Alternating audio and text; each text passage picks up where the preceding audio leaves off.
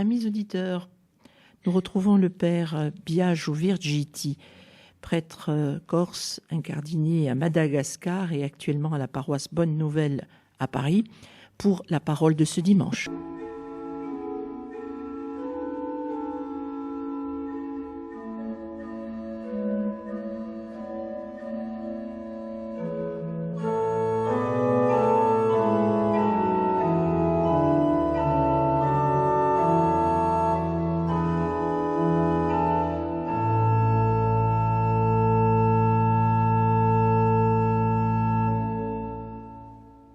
Chers amis de votre radio chrétienne, bienvenue pour cette nouvelle émission où finalement nous arrivons à la nuit très sainte, cette nuit de Noël où le Seigneur vient sauver toute l'humanité. Commençons sans plus attendre par écouter la bonne nouvelle de ce jour dans l'évangile de Luc. De l'évangile de Jésus-Christ selon saint Luc. En ces jours-là, parut un édit de l'empereur Auguste ordonnant de recenser toute la terre. Ce premier recensement eut lieu lorsque Quirinius était gouverneur de Syrie. Et tous allaient se faire recenser, chacun dans sa ville d'origine. Joseph, lui aussi, monta de Galilée, depuis la ville de Nazareth, vers la ville de Judée, jusqu'à la ville de David appelée Bethléem. Il était en effet de la maison et de la lignée de David. Il venait se faire recenser avec Marie, qui lui avait été accordée en mariage et qui était enceinte. Or, pendant qu'ils étaient là, le temps où elle devait enfanter fut accompli. Et elle mit au monde son fils premier-né. Elle l'emmaillota et le coucha dans une mangeoire, car il n'y avait pas de place pour eux dans la salle commune. Dans la même région, il y avait des bergers qui vivaient dehors et passaient la nuit dans les champs, pour garder leurs troupeaux. L'ange du Seigneur se présenta devant eux, et la gloire du Seigneur les enveloppa de sa lumière. Ils furent saisis d'une grande crainte. Alors l'ange leur dit : « Ne craignez pas, car voici que je vous annonce une bonne nouvelle, qui sera une grande joie pour tout le peuple. Aujourd'hui, dans la ville de David, vous est né un sauveur, qui est le Christ, le Seigneur. Et voici le signe qui vous est donné.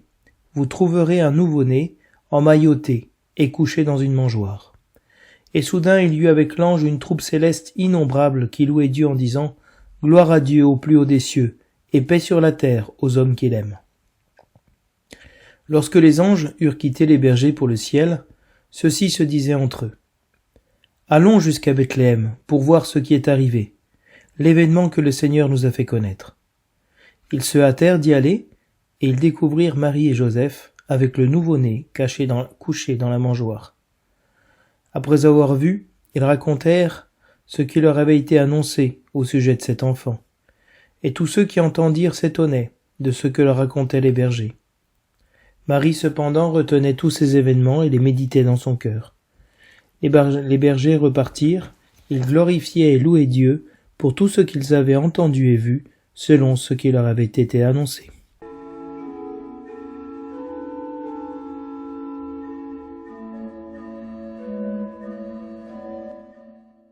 Lecture du prophète Isaïe. Le peuple qui marchait dans les ténèbres a vu se lever une grande lumière, et sur les habitants du pays de l'ombre, une lumière a resplendi. Tu as prodigué la joie, tu as fait grandir l'allégresse.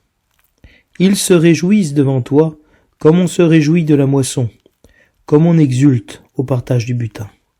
Car le joug qui pesait sur lui, la barre qui meurtrissait son épaule, le bâton du tyran, tu les as brisés comme au jour de Madian.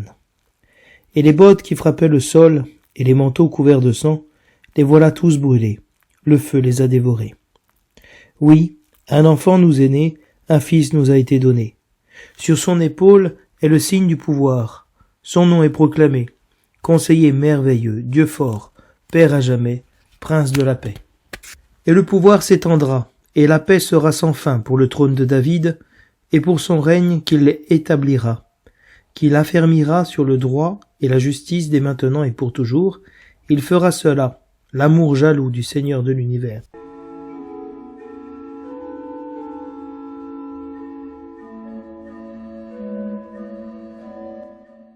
Le refrain du psaume nous dit « Aujourd'hui un sauveur nous est né, c'est le Christ, le Seigneur. » Chantez au Seigneur un chant nouveau. Chantez au Seigneur terre entière, chantez au Seigneur et bénissez son nom. De jour en jour, proclamez son salut, racontez à tous les peuples sa gloire, à toutes les nations ses merveilles. Joie au ciel, exulte la terre, les masses de la mer mugissent, la campagne tout entière est en fête. Les arbres des forêts dansent de joie devant la face du Seigneur, car il vient pour juger la terre. Il jugera le monde avec justice, et les peuples selon sa vérité. Aujourd'hui, un sauveur nous est né, c'est le Christ, le Seigneur.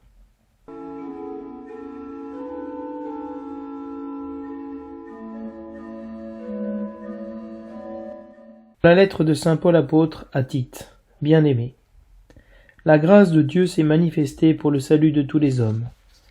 Elle nous apprend à renoncer à l'impiété et aux convoitises de ce monde, et à vivre dans le temps présent de manière raisonnable, avec justice et piété, attendant que se réalise la bienheureuse espérance, la manifestation de la gloire de notre grand Dieu et Sauveur Jésus-Christ, car il s'est donné pour nous, afin de nous racheter de toutes nos fautes et de nous purifier pour faire de nous son peuple, un peuple ardent à faire le bien. Parole du Seigneur.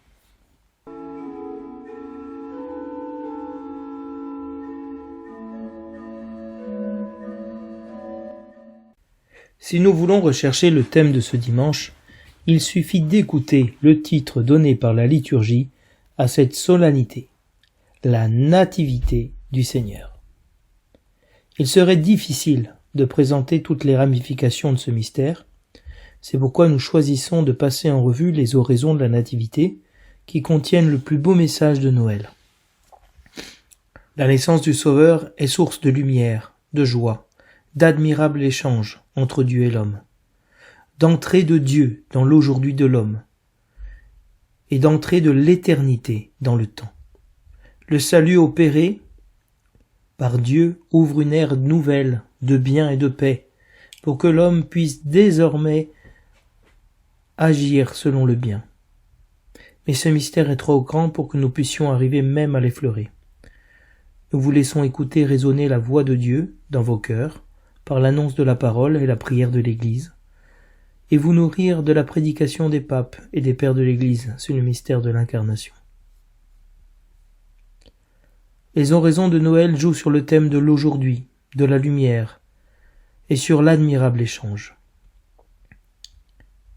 Mais comme c'est souvent le cas dans les solennités, la bénédiction finale, solennelle, concentre toute la théologie de la fête.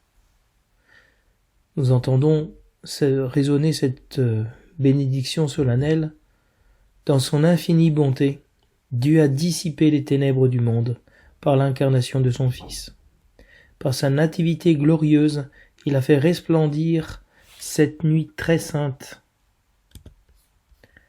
Qu'il éloigne de vous les ténèbres des péchés et qu'il éclaire vos cœurs pour que vous pratiquiez le bien. Il a voulu que l'ange annonce au berger une grande joie, la naissance du Sauveur, qu'il mette en vos cœurs sa propre joie et vous envoie annoncer son évangile. Par l'incarnation de son Fils, il a scellé l'alliance du ciel et de la terre, qu'il vous comble de sa paix et de sa bienveillance, qu'il vous unisse à l'Église du ciel. Nous avons tout d'abord dans la première bénédiction le fait que Dieu vienne lui-même dissiper les ténèbres du monde, qui sont les ténèbres du péché. De quelle manière? Par l'incarnation de son Fils, par une nativité, par la naissance d'un enfant, Dieu, qui est lumière, va faire entrer son Fils de lumière dans le monde qui va dissiper les ténèbres. De même que lors de la création du monde, quand la terre était informe et vague, et que régnait le chaos, les ténèbres et l'abîme, Dieu dit « Yehi Hor » va Yehi Hor. Dieu dit « lumière » et la lumière fut. De même, cette nativité est chargée de la gloire de Dieu. La gloire, c'est toute la lumière de Dieu, sa présence. Et donc il fait resplendir dans la nuit très sainte qui voit naître le Messie, le Sauveur, la gloire de Dieu. Et cette lumière de Dieu va éloigner les ténèbres du péché. La traduction française a voulu garder des péchés, mais pour la Bible, il n'y a qu'une réalité, c'est le péché. Le péché, c'est rejeter Jésus-Christ. Les péchés, ce sont tous les actes mauvais que nous commettons. Et donc, les ténèbres qui sont détruites sont plus que les ténèbres des péchés, des fautes que nous pouvons commettre, du mal que nous pouvons faire, mais vraiment du mal, le péché, l'impiété, rejeter Jésus-Christ. Et ainsi que cette naissance éclaire nos cœurs, que cette lumière qui est resplendite en cette nuit glorieuse éclaire nos cœurs. Pourquoi faire? Pour que nous aussi, nous puissions pratiquer le bien, comme on le retrouve dans la deuxième lecture. Ce souci qu'a l'Église que, à travers cette naissance du Messie, la lumière puisse triompher et nous éclairer, pour que nous aussi, nous puissions répondre à la situation du péché originel, où l'homme a voulu choisir, avoir la connaissance du bien et du mal, et finalement a utilisé le mal pour un bien, pour le bien.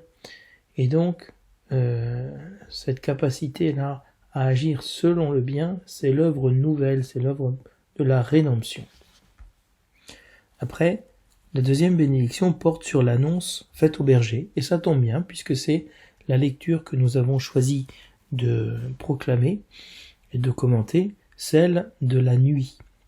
Non pas de la veille au soir, de la vigile, mais celle de la nuit, de l'aurore, puisque nous avons voulu continuer le récit de la nuit avec l'annonce faite au berger, qui se trouve avec l'évangile de l'aurore, avec le fait que les bergers trouvent l'enfant emmailloté dans les langes avec la Vierge Marie.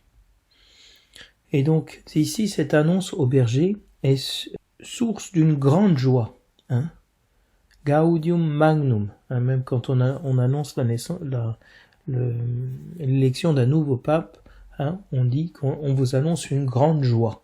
Voilà, cette grande joie, c'est pas celle de l'élection d'un nouveau pape, mais bien plus, ce qui en est le précurseur, la naissance du Christ, la naissance du Sauveur, qu'il mette en vos cœurs sa propre joie et vous envoie annoncer son évangile.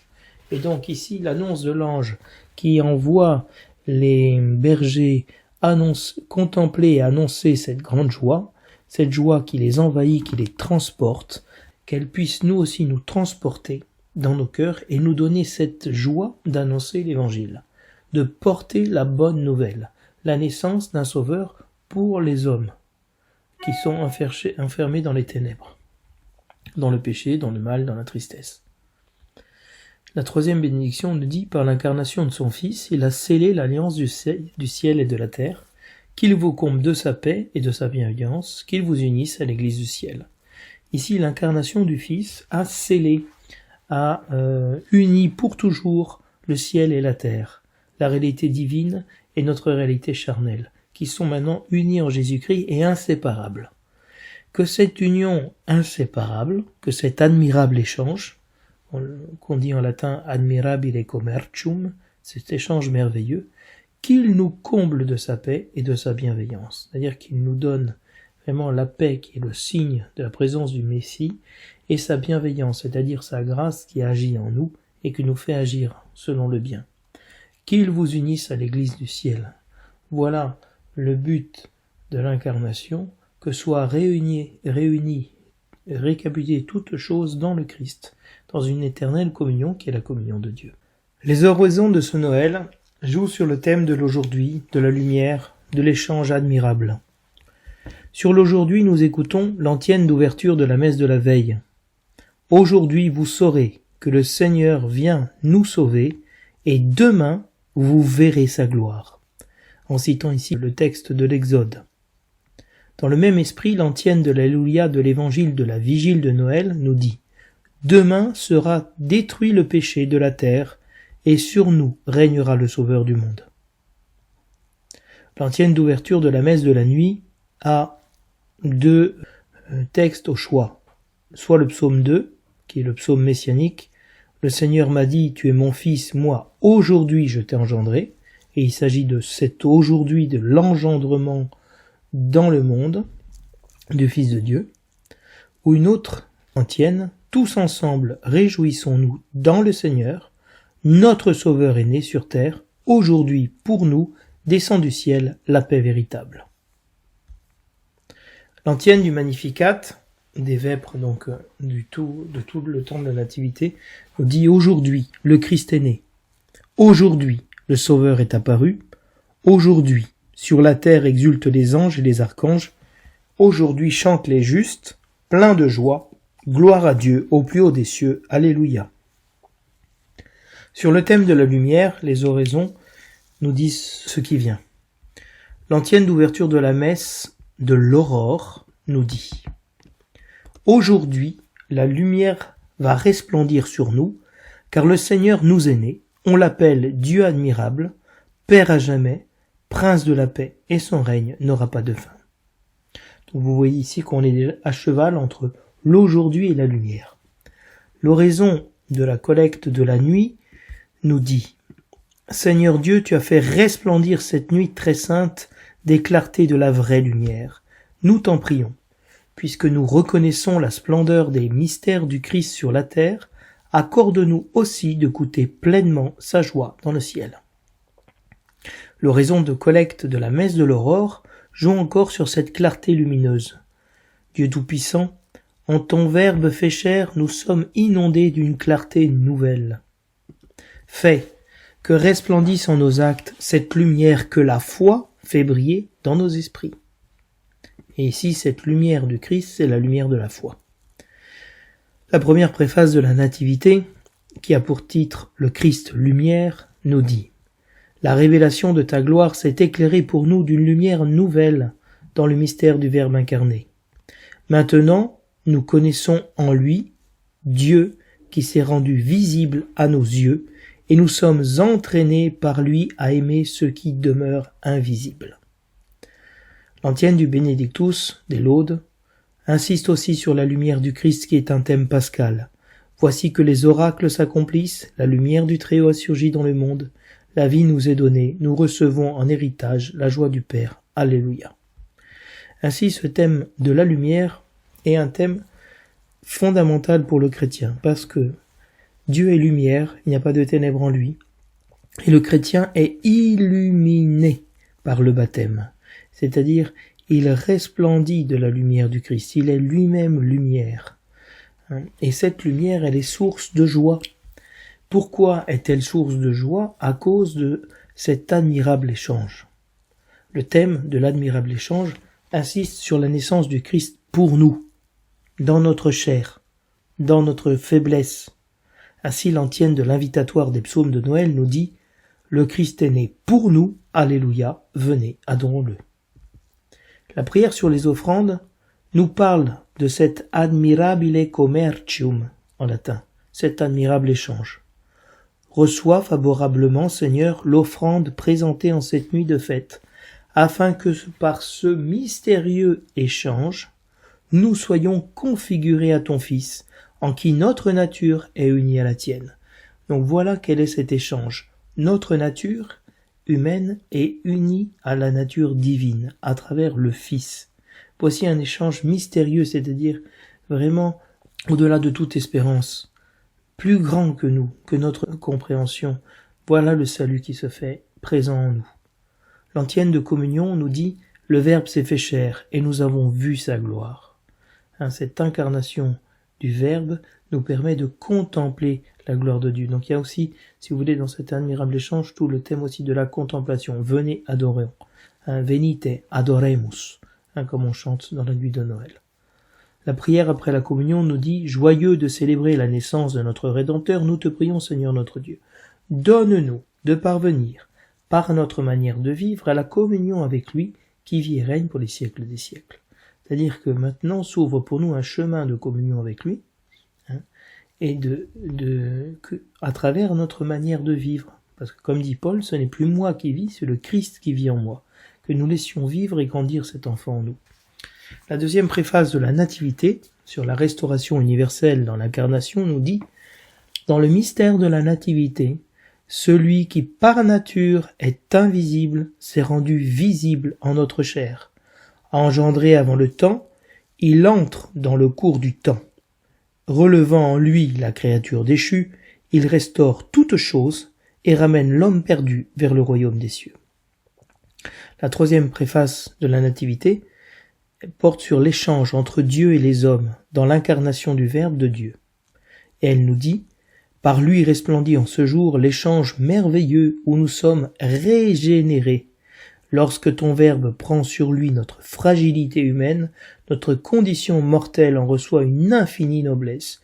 Il devient tellement l'un de nous que nous devenons éternels. » Donc vous avez bien entendu dans toutes ces oraisons, toutes ces prières, une théologie et une synthèse incroyable de l'Évangile, de la joie, de la puissance de cette incarnation, du bien qu'elle est en train de faire dans notre vie. Donc nous allons continuer maintenant en regardant un peu l'Évangile, les lectures, mais plus qu'expliquer, que commenter, ce qui m'intéresse, c'est de pouvoir mettre ensemble des textes comme ces oraisons qui nous permettent de contempler le mystère de Noël. Parce qu'une des choses les plus belles que nous faisons dans la crèche, c'est d'entrer dans le silence de cette nuit et de contempler le mystère de l'incarnation, d'adorer le Seigneur.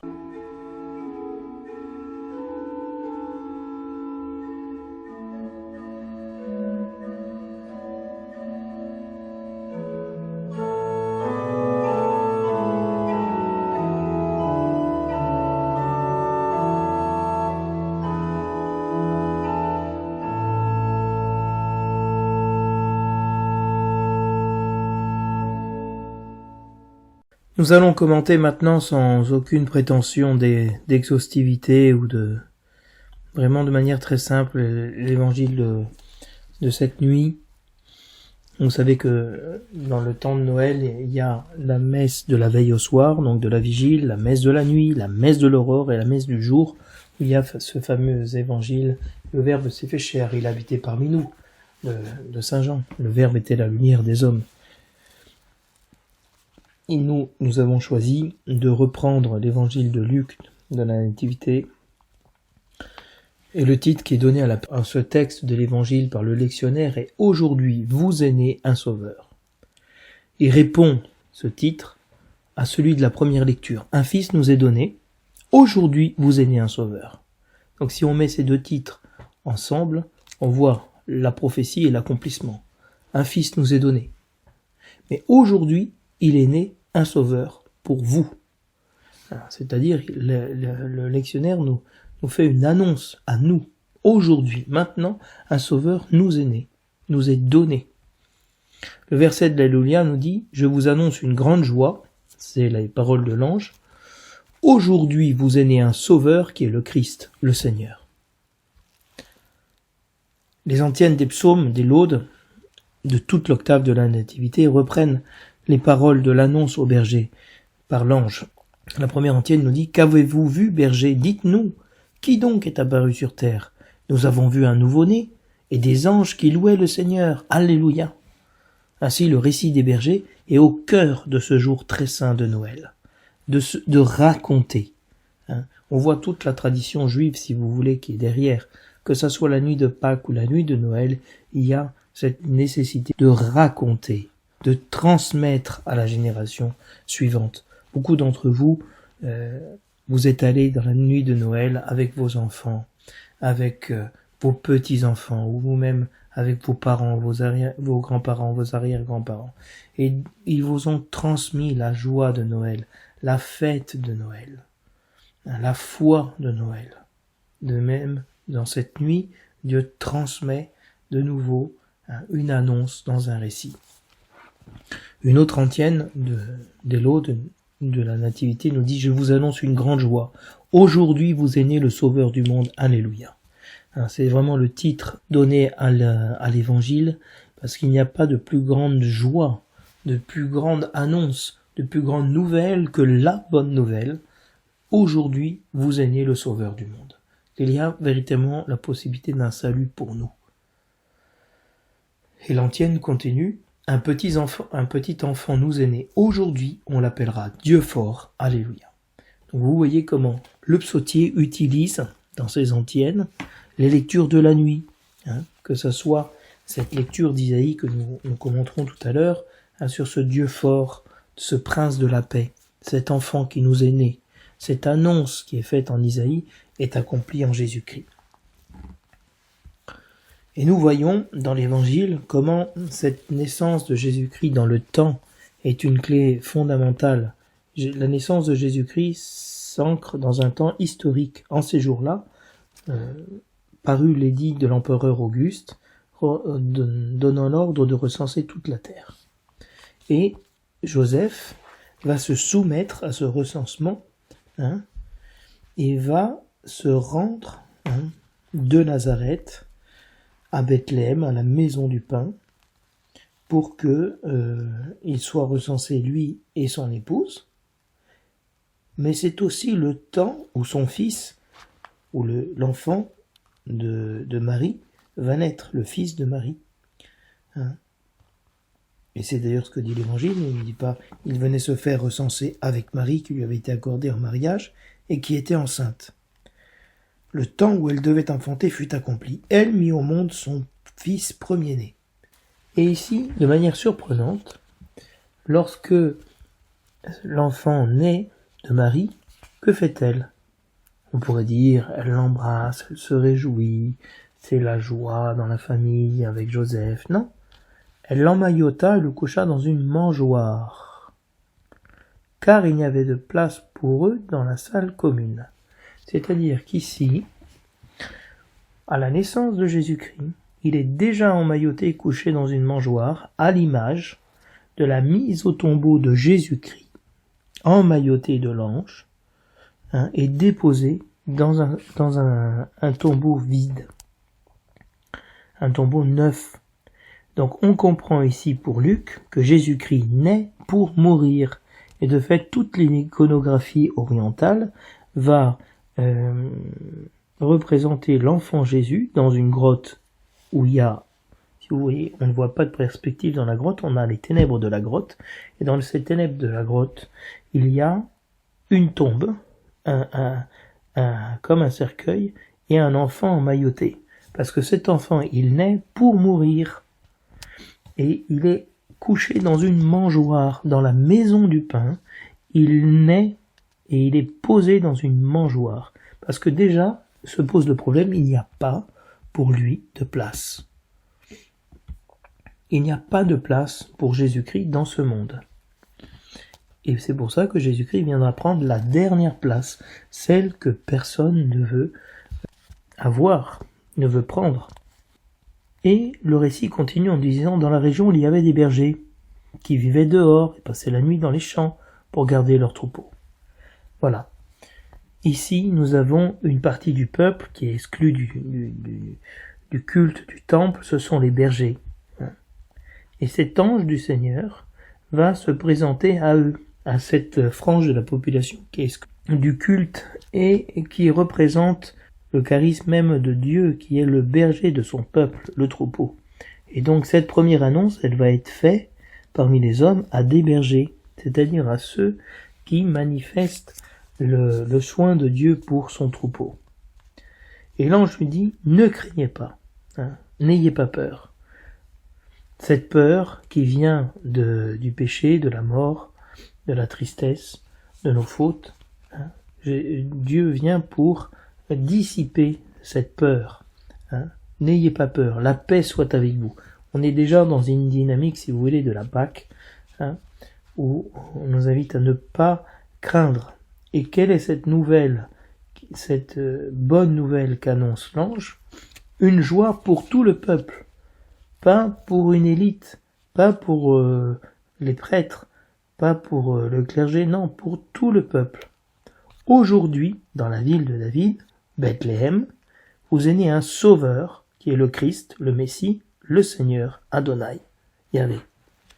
Donc il y a vraiment une authentification de la part de l'ange de cet enfant qui s'inscrit dans les promesses de la maison de David.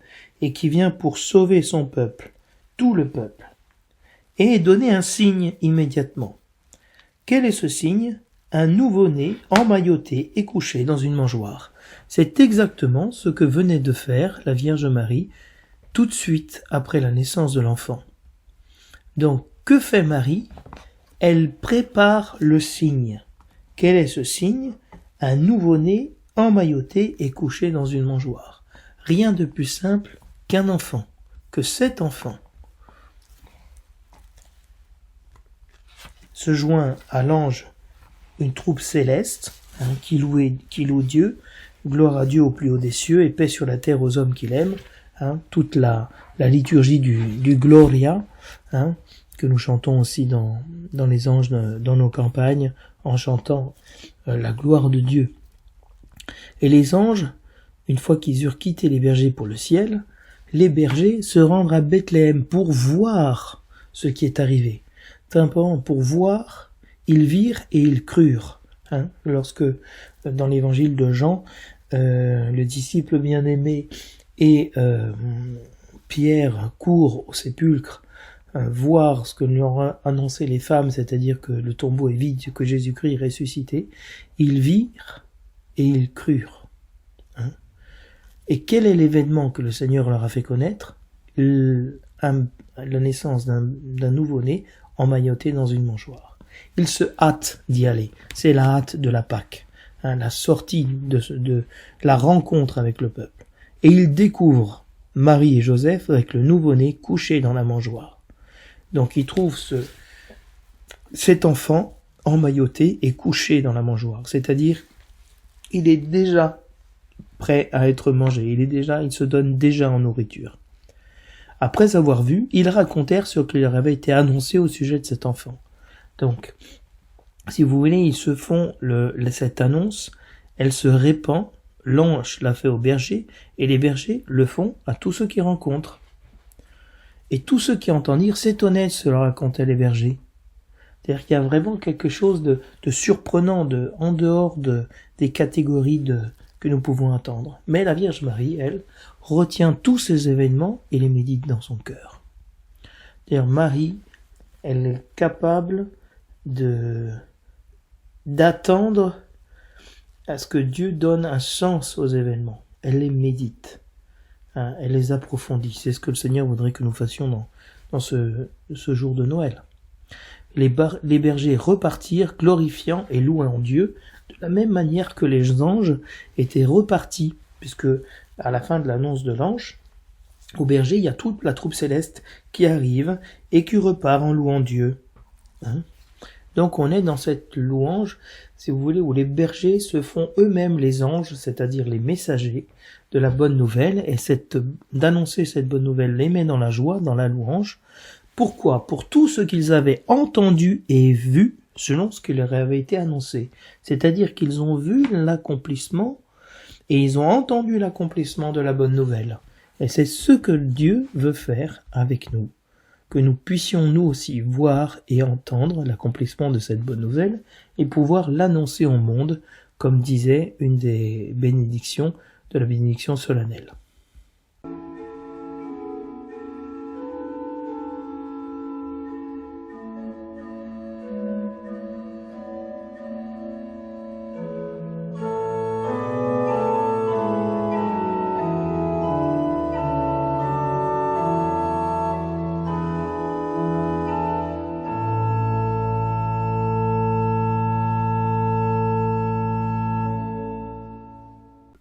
La première lecture a pour titre « Un enfant nous est né », tiré du chapitre 9 d'Isaïe. Mais le titre donné par le lectionnaire latin, qui est donc le texte de référence sur lequel ont été traduits tous les lectionnaires du monde, dont le lectionnaire francophone, est différent. « Filius datus est nobis ». « Filius datus est nobis ». Un fils nous est donné, et non pas un enfant nous est né, comme propose le lectionnaire francophone, qui lui se base sur le texte d'Isaïe. Donc vous voyez bien que ce qui est important, c'est qu'un fils nous est donné.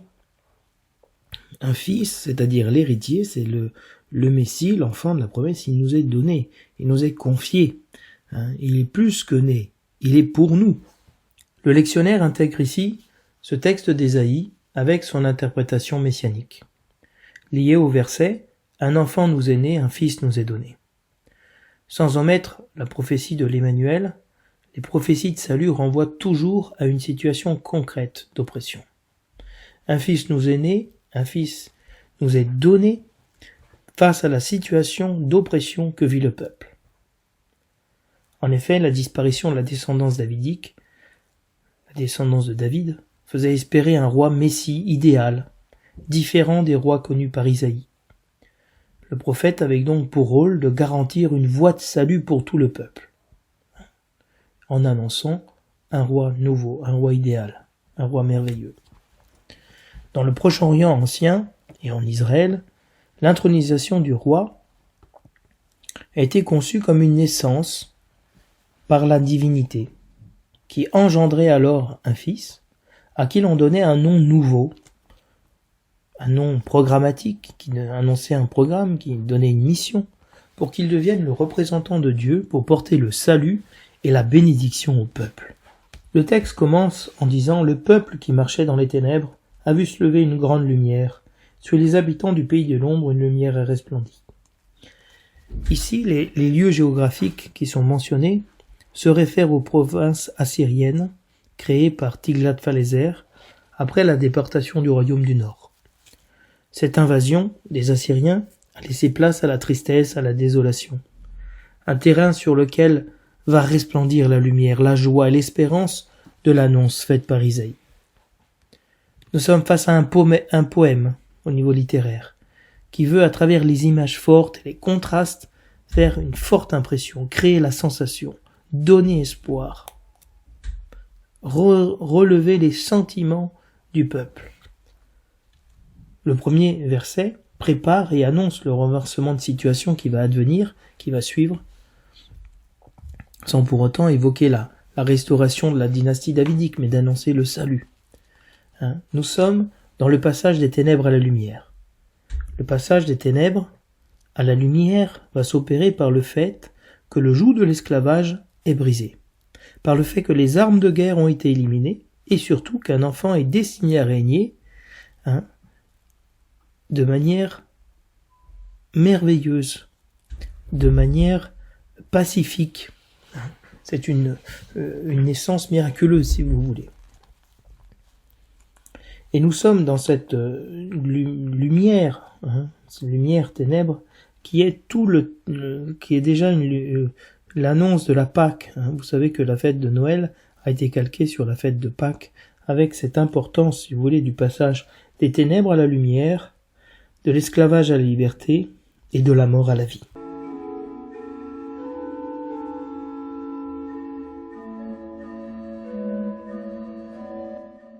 La réponse à cette lumière qui resplendit sur le pays de l'ombre est la joie immédiate, une grande allégresse, qui est semblable à l'allégresse, à la joie du partage de la moisson, parce que c'est, voilà, quand la moisson arrive, comme j'ai pu l'expérimenter à Madagascar, c'est un moment de grande joie, ou en France, quand on faisait les vendanges auxquelles j'ai participé aussi. Voilà, c'est un temps de joie, les vendanges, d'allégresse, le vin nouveau est là, si vous voulez, la récolte est déjà en train d'être ramassée, on pourra produire le pain, on pourra produire le vin. On est vraiment dans une perspective d'avenir, d'établissement et de progrès dans la terre, comme on exulte au partage du butin. Après avoir combattu, on se partage les dépouilles et le butin lors du combat, et c'est une grande joie parce que on reçoit chacun sa part. Et quand on est tellement heureux, regardez dans ce temps de Noël, quand les enfants reçoivent des cadeaux, ils sont heureux, ils sont contents, ils se sentent aimés. De la même manière, le peuple aussi reçoit sa part, reçoit cette joie. Pourquoi ? Parce que le joug de l'esclavage, qui pesait sur lui, de la même manière qu'on fait peser un joug lourds sur les bœufs pour les faire labourer, pour les faire travailler, cette barre qui meurtrissait son épaule, le bâton de l'oppresseur, du chef de corvée qui tape sur son peuple, comme en Égypte, lorsque le peuple était en esclavage et qui recevait des coups de bâton pour travailler. Et bien Dieu brise ce joug de l'esclavage, il brise ce bâton de la correction du chef de corvée, comme au jour de Madian. La guerre et la victoire de Gédéon, des troupes du peuple élu sur les Madianites, c'est une image très forte, puisque si vous voulez, le Gédéon va remporter cette victoire contre les Madianites avec très peu de personnes, très peu, 300 hommes. Et donc ça va vraiment être l'œuvre de Dieu. Et je vous rappelle qu'il y a tout un jeu de lumière et de ténèbres sur cette victoire de Gédéon, puisque chacun va cacher un flambeau dans sa cruche, et ils vont encercler le camp des Madianites et rompre la cruche. Et donc va apparaître la lumière. Ces 300 torches vont brûler autour du camp des Madianites, et la lumière va chasser les ténèbres du mal, les ténèbres des Madianites qui vont tourner l'épée contre eux-mêmes. Et donc Israël va remporter, parce que c'est la victoire du Seigneur. Les bottes qui frappaient le sol, les manteaux couverts de sang, les voilà tous brûlés. Le feu les a dévorés. Les Assyriens avaient, dans leur attirail de guerre, mis du métal dans leurs bottes, dans leurs chaussures, pour pouvoir justement et se défendre et marcher plus vite. Et donc on entendait le pas de ces bottes, de ces chaussures avec le métal qui frappait le sol, c'est-à-dire le bruit de la guerre.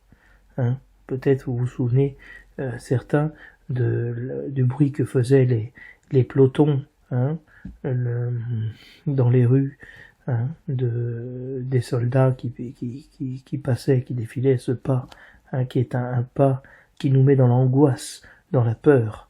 Ces manteaux couverts de sang, c'est-à-dire vraiment le sang a été répandu, la mort a régné. Mais cette mort, ces manteaux roulés de sang, ils sont brûlés, et c'est-à-dire ils sont anéantis, ils sont purifiés. Par le feu les a dévorés. C'est-à-dire il n'y a plus d'instruments de peur, de guerre. Et nous sommes dans une vision eschatologique du prophète Isaïe où l'abolition de la guerre est un thème majeur de l'avènement du Messie. La naissance de l'enfant promis, ça va être le point de bascule de la situation, qui va faire qu'à partir de ce moment-là, tout instrument de guerre devient un instrument de labour. Ils changeront leurs épées en soc, comme disait une des prophéties que nous avons eues dans le temps de l'Avent. Donc nous sommes face à un désarmement.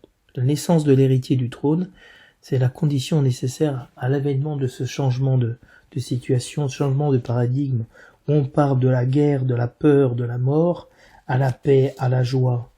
Et on va donner des noms symboliques chargés de sens et de pouvoir. Conseiller merveilleux, c'est un attribut de Dieu dans le livre d'Isaïe. Père éternel, ça semble un peu incongru de nommer un petit enfant père, mais c'est la mission du roi d'être un père pour son peuple, le prince de paix. Lui aussi est un titre messianique classique qui se base sur le droit et la justice pour instaurer la paix sociale. Donc les titres donnés à l'enfant sont des titres puissants, et on les retrouve dans la liturgie égyptienne du couronnement du pharaon. Ce sont des qualités qu'on attendait de ce monarque. Donc vous voyez comment le texte biblique est capable de recycler, réutiliser des catégories qu'il a pu expérimenter, mais les appliquer maintenant à son sauveur. Et donc ce texte que nous avons pu voir se divise entre une vision nocturne de la lumière, quoi de plus puissant que d'être dans les ténèbres et de voir une lumière jaillir, comme les disciples qui ont vu cette lumière de la transfiguration dans la nuit dans laquelle ils étaient. C'est la fin de l'oppression militaire et surtout la naissance d'un enfant qui est merveilleux. Et ce règne sera établi et affermi pour toujours, c'est-à-dire que il n'y aura plus de retour possible à la guerre, à la paix, à la tristesse, aux ténèbres. Et nous sommes vraiment dans la fin la souffrance. C'est un peu comme lorsque la bénédiction solennelle de la veillée pascale dit « Ils sont finis les jours de la passion ». Ils sont finis les jours de la passion. La guerre est finie. Nous sommes dans l'ère de la paix.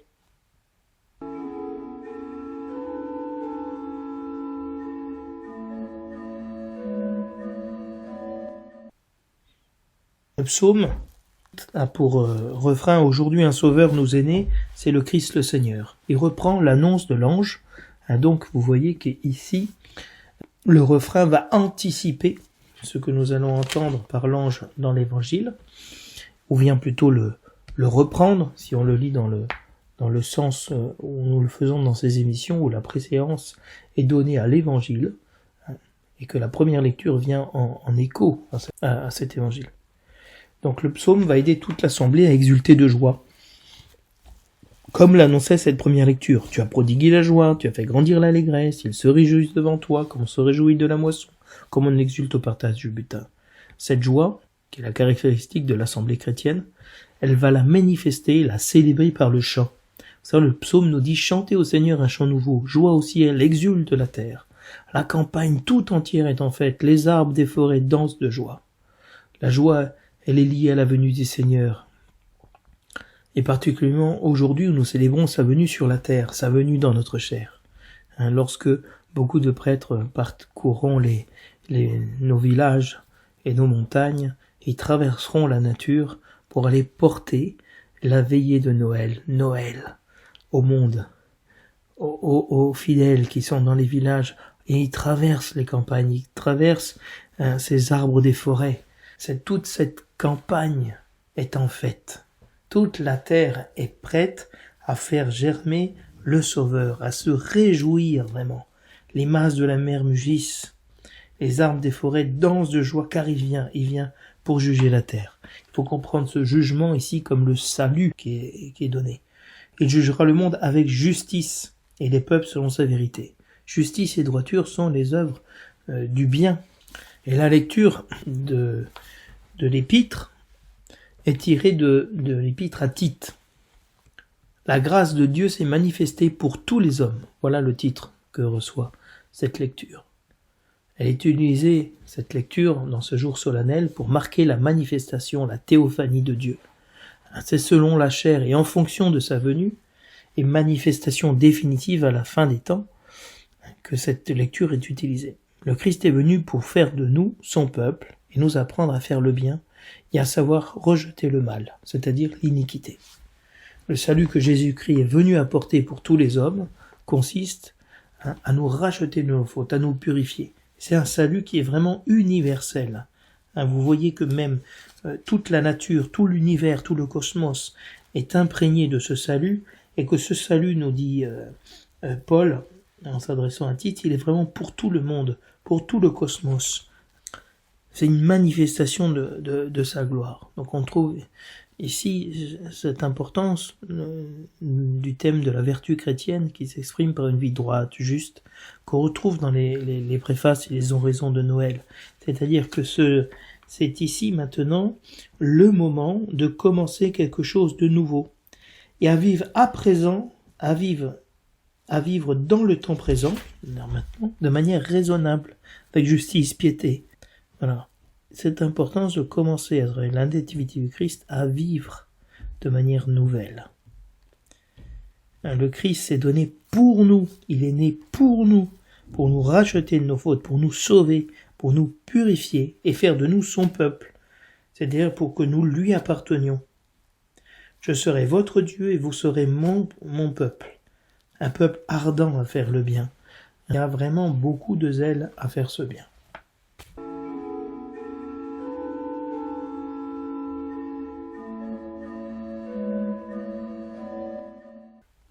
Voilà, chers amis auditeurs, j'espère que vous avez pu rentrer dans les textes de cette nuit de Noël, cette nuit très sainte. Je vous souhaite à tous et à toutes un très saint et très joyeux Noël.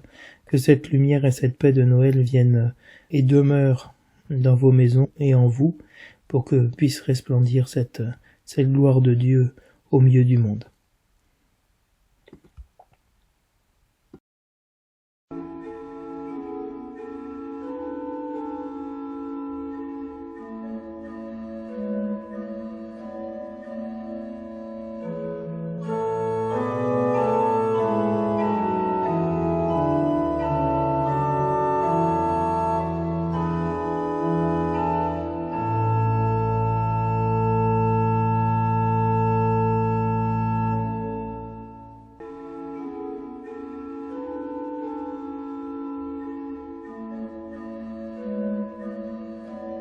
Cari amici di Radio Salve Regina e di RCF Corsica, buon Natale a tutti voi, che il Signore vi dia pace, l'allegria vera, per tutti voi, per tutte le vostre famille, et je vous souhaite à tous et à toutes un très saint Noël, que la joie et la grâce de ce Noël viennent en nous et y demeurent à jamais.